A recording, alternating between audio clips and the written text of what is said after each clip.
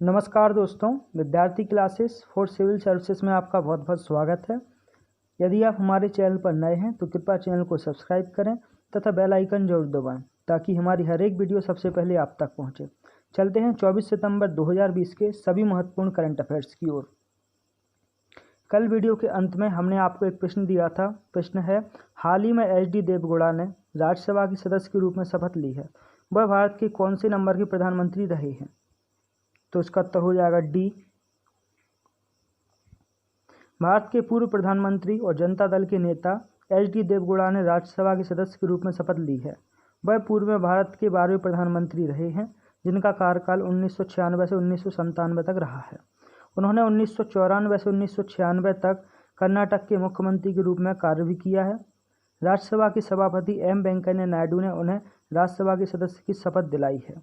ये हैं एच.डी. देवगौड़ा। बढ़ते हैं आज के पहले प्रश्न की ओर। प्रश्न है, DRDO ने हाल ही में ओडिशा के बालासोर में किस मिसाइल का सफल परीक्षण किया है?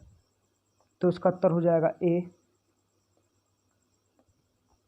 रक्षा अनुसंधान एवं विकास संगठन ने 22 सितंबर 2020 को स्वदेशी हाई स्पीड टारगेट ड्रोन अभ्यास अर्थात अभ्यास का सफल परीक्षण किया है। इमेज में आप देख पा रहे हैं, ये है अभ्यास मिसाइल। अभ्यास मिसाइल एक हाई स्पीड ड्रोन है जिसे हथियार प्रणालियों के अभ्यास के दौरान मिसाइलों द्वारा टारगेट किया जा सकता है। DRDO के अनुसार यह एक बेहतरीन एयरक्राफ्ट है जो नवीन तकनीक का उदाहरण है और देश की रक्षा प्रणाली को मजबूती देगा।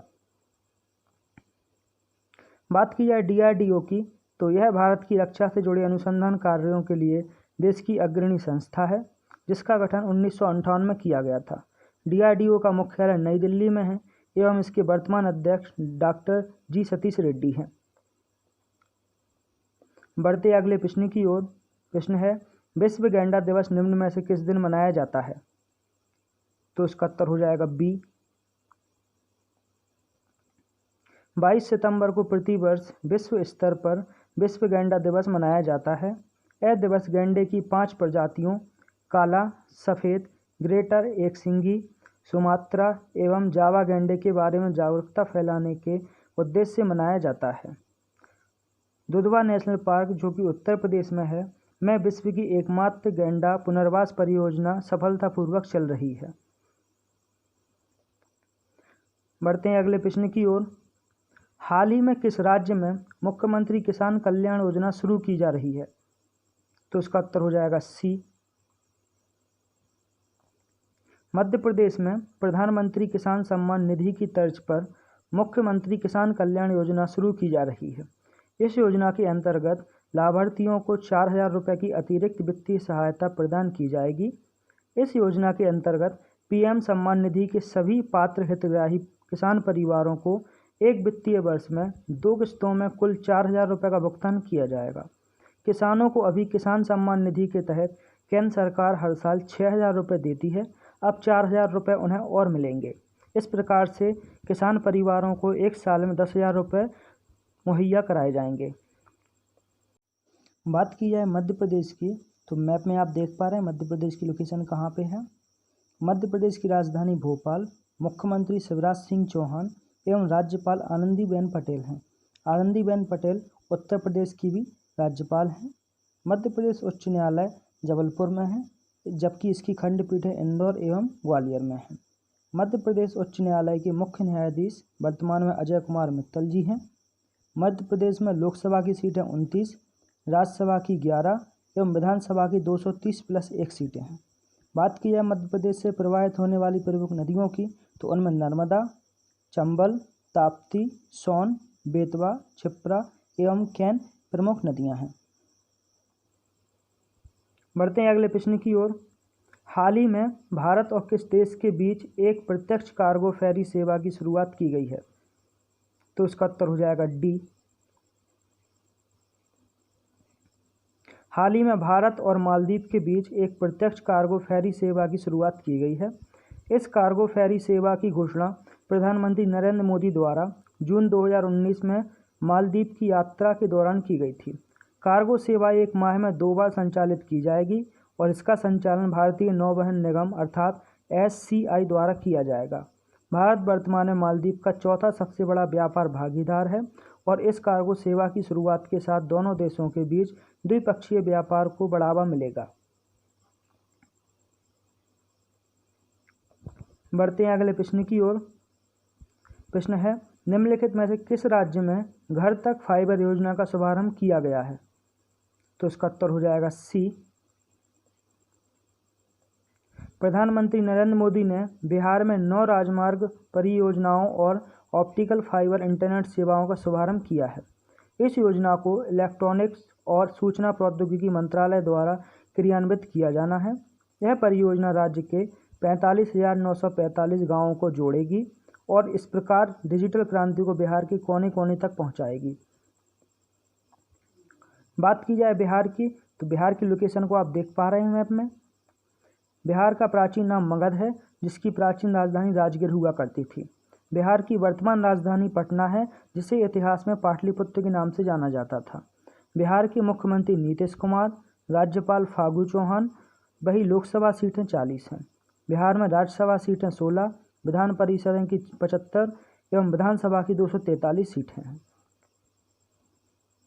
बढ़ते हैं अगले प्रश्न की ओर। संसद ने किस राज्य में राष्ट्रीय रक्षा विश्वविद्यालय की स्थापना के लिए विधेयक पारित किया है? तो इसका उत्तर हो जाएगा सी। संसद ने गुजरात में राष्ट्रीय रक्षा विश्वविद्यालय की स्थापना के लिए एक विधेयक पारित किया है। इसके तहत गुजरात के गांधीनगर स्थित रक्षा शक्ति विश्वविद्यालय को राष्ट्रीय रक्षा विश्वविद्यालय के रूप में अपग्रेड किया जाएगा। यह एक बहुविधा विश्वविद्यालय होगा। बात की जाए गुजरात की, तो मैप में आप देख पा रहे हैं गुजरात की लोकेशन कहाँ पे है। गुजरात की कैपिटल गांधीनगर, मुख्यमंत्री विजय रूपाणी, वही राज्यपाल आचार्य देवव्रत हैं। गुजरात में लोकसभा सीटें 26, विधानसभा 182 सीटें, वही राज्यसभा की 11 सीटें हैं। गुजरात में प्रमुख नेशनल पार्कों में Gir national park, Baroda national park, marine national park, Bhavnagar blackbuck national park हैं। बढ़ते हैं अगले प्रश्न की ओर। हाल ही में किस राज्य ने अपनी प्रथम भूमिगत मेट्रो सेवा का लोकार्पण किया है? तो उसका उत्तर हो जाएगा ए। राजस्थान के मुख्यमंत्री अशोक गहलोत ने राज्य की पहली भूमिगत मेट्रो ट्रेन का लोकार्पण किया है। यह मेट्रो ट्रेन जयपुर के चंदपोल से बड़ी चौपड़ तक 2.12 किलोमीटर तक चलेगी। 2013 को तत्कालीन प्रधानमंत्री डॉक्टर मनमोहन सिंह ने मेट्रो फेज 1B का शिलान्यास किया था। बात की जाए मेट्रो रेल की, तो ऐसी ट्रेन जिसको भूमि की सतह के नीचे सुरंग के अंदर रेल की पटरी बिछाकर चलाया जाता है, उन्हें मेट्रो रेल कहा जाता है। इन्हें त्वरित रेल भी कहा जाता है। बात की जाए विश्व में पहली मेट्रो रेल सेवा की, तो यह लंदन में 1863 में प्रारंभ की गई थी। वही भारत में पहली मेट्रो रेल सेवा की शुरुआत कोलकाता में 1984 में की गई थी। बात की जाए राजस्थान की, तो मैप में आप देख पा रहे हैं राजस्थान की लोकेशन कहाँ पे है। राजस्थान की कैपिटल जयपुर, राजस्थान के मुख्यमंत्री अशोक गहलोत एवं राजस्थान के राज्यपाल कलराज मिश्रा हैं। राजस्थान में विधानसभा की सीटें 200 एवं राज्यसभा की 10, वही लोकसभा की 25 सीटें हैं। बढ़ते हैं अगले प्रश्न की ओर। Med spark medical devices park कहाँ स्थापित किया जाएगा? तो इसका उत्तर हो जाएगा सी।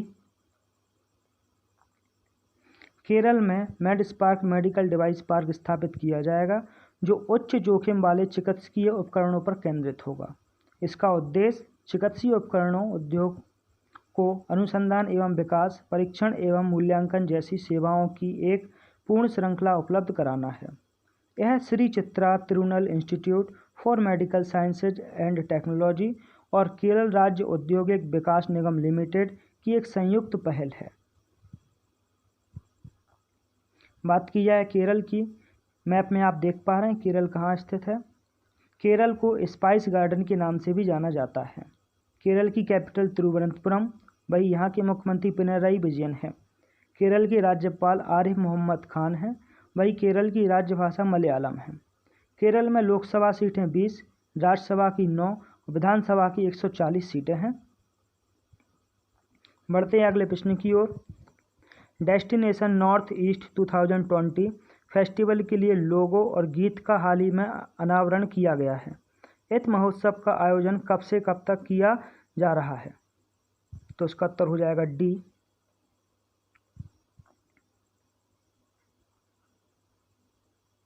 हाल ही में पूर्वोत्तर क्षेत्र विकास मंत्रालय के राज्य मंत्री डॉक्टर जितेंद्र सिंह ने वीडियो कॉन्फ्रेंस द्वारा destination north east 2020 the emerging delectable destinations अर्थात उभरता हुआ रमणीय स्थल फेस्टिवल के लिए लोगो और गीत का अनावरण किया गया है।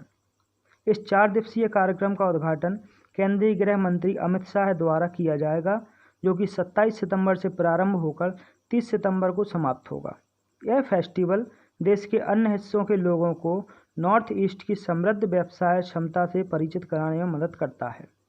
इस वर्ष इसे वर्चुअल रूप में सभी घरों तक प्रसारित किया जाएगा, जबकि इस फेस्टिवल को 2018 में चंडीगढ़ में और 2019 में इंडिया गेट नई दिल्ली में भी आयोजित किया जा चुका है। बढ़ते हैं आज के अंतिम और महत्वपूर्ण प्रश्न की ओर। प्रश्न है, महाराष्ट्र सरकार के निम्नलिखित में से किस ऐप से किसानों को उनकी उपज का सही मूल्य और अच्छा बाजार मिलने में मदद मिलेगी, जिसे हाल ही में लॉन्च किया गया है? तो इसका उत्तर हो जाएगा डी। हाल ही में महाराष्ट्र सरकार ने किसानों के लिए एक ई-पिक पिहानी मोबाइल ऐप की शुरुआत की है। यह ऐप किसानों को उनकी फसल का सही मूल्य निर्धारित करने में मदद करेगा। साथ ही वे अपनी फसल की तस्वीर अपलोड कर सकते हैं और सत्यापन के बाद तालथी 7/12 अर्क पर विवरण दर्ज कर सकते हैं। बात की जाए महाराष्ट्र की, तो मैप में आप देख पा रहे हैं महाराष्ट्र की लोकेशन कहाँ पर है। आपको बता दें, महाराष्ट्र दिवस प्रतिवर्ष 1 मई को मनाया जाता है। महाराष्ट्र की राजधानी मुंबई, वही शीतकालीन राजधानी नागपुर है। वर्तमान में महाराष्ट्र के मुख्यमंत्री उद्धव ठाकरे एवं राज्यपाल भगत सिंह कोश्यारी हैं। महाराष्ट्र में विधानसभा की सीटें 288, विधानसभा की 78 और लोकसभा की 48 सीटें हैं। तो ये रहा आपके लिए प्रश्न है, आ प्रॉमिस्ड लैंड नामक पुस्तक के लेखक कौन हैं? इसके ऑप्शन हैं अरुंधति रॉय, सोनिया गांधी, बराक ओबामा, चेतन भगत। इस प्रश्न का उत्तर दोस्तों आपको कमेंट बॉक्स में देना है। तो ये रहा आज का हमारा करंट अफेयर का वीडियो। आई होप आपको ये वीडियो पसंद आया होगा। हम आपके लिए आगे ऐसे ही नए वीडियो लाते रहेंगे। इसके लिए वीडियो को लाइक करें, चैनल को सब्सक्राइब करें एवं अपने दोस्तों के साथ वीडियो को ज़रूर शेयर करें। Thank you for watching.